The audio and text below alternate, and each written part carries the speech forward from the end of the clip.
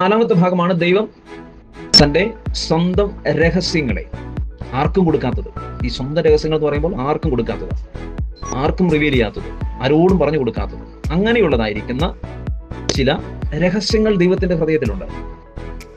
ആ രഹസ്യങ്ങളെ ദൈവം മനുഷ്യനെ വെളിപ്പെടുത്തി കൊടുക്കുന്നതിന് ഉപയോഗിക്കുന്ന ഒരു വേർഡ് കൂടിയാണ് ഇത് റെവലേഷൻ. അതാ യോഹന്നാന് കിട്ടിയ റെവലേഷൻ എന്ന് പറയുന്നത്. ദൈവം റിവീൽ ചെയ്യാണ് യോഹന്നാന്റെ മുന്നിൽ. എന്താണ് റിവീൽ ചെയ്തത്?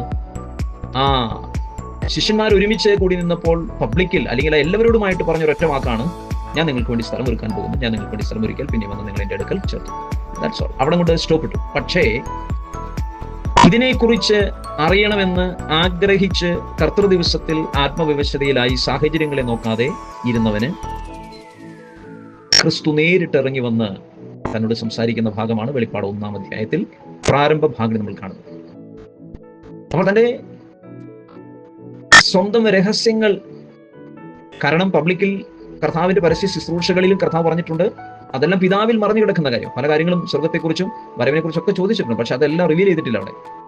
അതിനെല്ലാം പറഞ്ഞത് ഇതെല്ലാം പിതാവിൽ രഹസ്യമായിരിക്കുന്നു അല്ലേ. പക്ഷെ യോഹന്നാൻ എന്തുകൊണ്ട് ഇത് പിന്നെ വെളിപ്പെടുത്തി? അതാ പറഞ്ഞത്, ദൈവത്തിന്റെ സ്വന്തം രഹസ്യങ്ങളെ മനുഷ്യന് വെളിപ്പെടുത്തി കൊടുക്കും. അതിനും റെവലേഷൻ എന്ന പദം നമ്മളോട് ഉപയോഗിക്കും. ഇനി 5-ാമത്തെ പോയിന്റിലേക്ക് വന്ന്,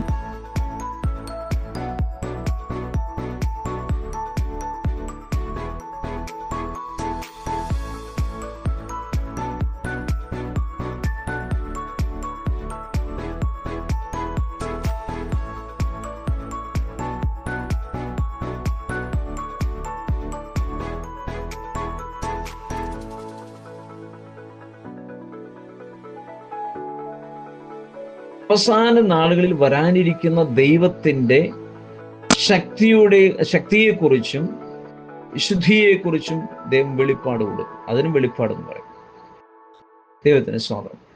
അവസാന നാളുകളിൽ വരാനിരിക്കുന്ന ദൈവത്തിന്റെ ശക്തിയും ദൈവത്തിന്റെ സ്വാതന്ത്ര്യം, വിശുദ്ധി, ഇങ്ങനെയുള്ളതായിരിക്കുന്ന വിഷയങ്ങളെ കുറിച്ച് ദൈവം എന്ത് ചെയ്യുന്നു? വെളിപ്പാട് കൊടുക്കും.